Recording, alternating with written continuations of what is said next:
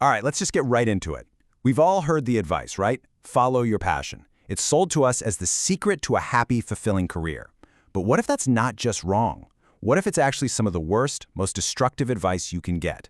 Today, we're going to tear down one of the biggest myths in the world of work.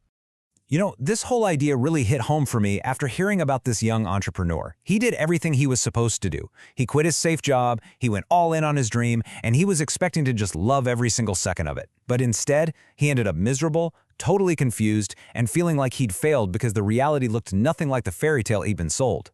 And that's because the whole foundation of it is basically a lie. This promise that you can find a job you love so much that you'll never work a day in your life, it's a complete and total myth. And the reason why is actually just simple math. Check this out. This really breaks down the reality of it all. Even if you manage to build a business around the one thing you absolutely adore, let's say it's painting, you'll quickly find that if you're actually successful, about 95% of your time is spent on stuff that is not painting. It's all the other things: marketing, accounting, sales, managing people, all the supporting tasks that make that tiny 5% of passion work even possible. Here's a good way to think about it. What's your absolute favorite food? Maybe a specific kind of pizza. You probably love it because it's a treat, right? It's special because it's rare. But what if you had to eat that pizza for breakfast, lunch, and dinner every single day? You'd get sick of it pretty fast. You'd probably grow to hate it. Turning a passion into a daily grind is the quickest way to absolutely kill the love you have for it. So if the modern idea of passion is totally flawed, what's the alternative? Well, it turns out we've been using the word itself completely wrong. The original meaning of passion is pretty much the exact opposite of what we think it is today. And here it is. This is the big reveal. The root of the word passion actually comes from the Latin word patio, which means to suffer or endure. Isn't that wild? It was never about enjoyment or fun or pleasure. It was always about what you were willing to go through hardship for. And here's the historical proof. The very first time the word was used in this way was to describe the Passion of Christ, his crucifixion, which is pretty much the ultimate story of suffering for a greater cause. But somehow, over the centuries, we took this incredibly powerful idea of endurance, and we twisted it into this flimsy concept of just, everyday enjoyment. This brings us to a fundamental truth that the follow your passion crowd just loves to ignore. Difficulty is unavoidable. Suffering isn't some sign that you're on the wrong path. It's a fixed cost of being alive. It's part of the deal. I mean, every single path has its own flavor of hard. Being an employee is hard. Being an entrepreneur is hard, just in a different way. Being broke is hard, for sure. But, being rich comes with its own set of pressures and problems. Being single is hard. Being married is hard.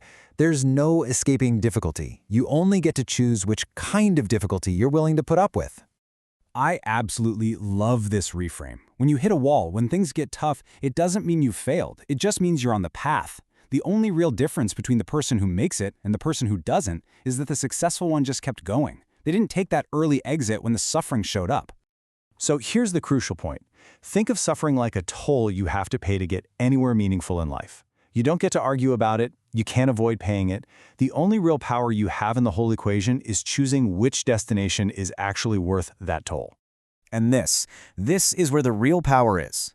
We need to stop obsessing over what we do and start focusing like a laser on why we do it. Because your why, that is the true source of your passion.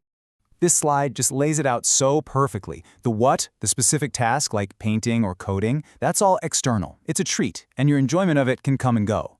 But the why? Well, that's different. Providing for your family, building something that lasts, helping people, that's internal. That's persistent. That's a mission. And look, this isn't just some nice-sounding philosophy. It has a real, measurable, physical effect on us. There was this fascinating study where researchers measured people's pain threshold by giving them electric shocks until they just couldn't take it anymore. So, under one specific condition, the participants' ability to endure that pain didn't just increase a little bit. No way. It tripled. They were able to withstand 3 times the amount of pain. So what was the secret variable? What changed? Their why changed. That was it.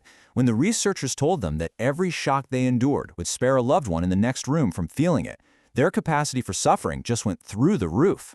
A purpose that was bigger than themselves, literally, physically changed their ability to endure. That's the power of a mission.